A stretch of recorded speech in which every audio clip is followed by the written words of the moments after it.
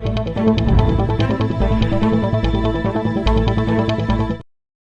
चलिए सुधांशु जी। जी बहुत बहुत धन्यवाद बड़े भाई डॉक्टर विजय कुमार सर को। और मेरा जो टॉपिक है वो है योग का अष्टांग एक विमर्श। और आप सभी जानते हैं कि हमारा जो ये शॉर्ट टर्म प्रोग्राम है ये योग विज्ञान एवं टेक्नोलॉजी से जोड़ करके रखा गया है। और आप लोग यह भी जानते हैं कि किसी विषय के संगठित क्रमबद्ध एवं समान ज्ञान को विज्ञान कहते हैं। तो योग जो है सदियों से भारतीय परंपरा में किसी न किसी रूप में मौजूद रहा है। और पतंजलि के पहले भी बहुत सारे विचारकों ने इस पर प्रकाश डाला है, इसकी पद्धतियां भी रही हैं।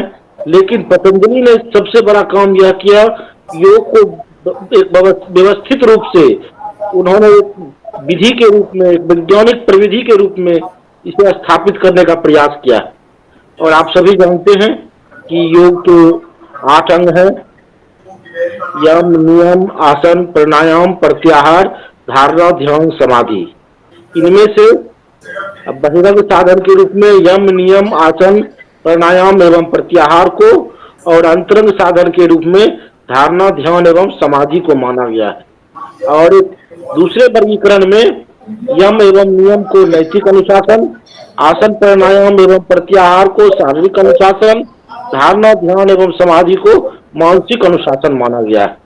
क्योंकि समय कम है इसलिए मैं सभी ये अंगों की व्याख्या नहीं करते हुए मैं सिर्फ यह कहना चाहूंगा कि पतंजलि जी ने बहुत सोच समझ करके, काफी प्रयास करके उसका एक क्रम निर्धारित किया है जो कि यम से लेकर समाधि तक जाता है। तो हम सबों को यह चाहिए कि हम सभी जब योग के साधनों का उपयोग करें तो उस क्रम का ख्याल रखें। लेकिन आमतौर पर यह देखा जाता है कि हम लोग यम और नियम को पूरी तरह से इग्नोर कर देते हैं। और साधारणतः लोग सीधे आसन पर या प्राणायाम पर, और बहुत लोग तो सीधे सीधे ध्यान पर ही चले आते हैं और उसे ही योग मान लेते हैं। तो मुझे लगता है कि ऐसा करना कहीं से भी उचित नहीं है। इसलिए योग में हम लोगों को यम एवं नियम के महत्व को समझना चाहिए और योग करते हुए हमें एक प्रशिक्षित योग गुरु के निर्देशन में ही इसका पालन करना चाहिए। क्योंकि अगर ये विज्ञान है तो आप सभी जानते हैं कि विज्ञान जो है ना तो अच्छा होता है ना बुरा होता है, उसका कैसा हम उपयोग करते हैं उस पर वो निर्भर करता है। तो अगर योग विज्ञान है तो अगर उसका हम गलत रूप से प्रयोग करेंगे तो हमें उसका दुष्प्रभाव भी झेलना पड़ सकता है।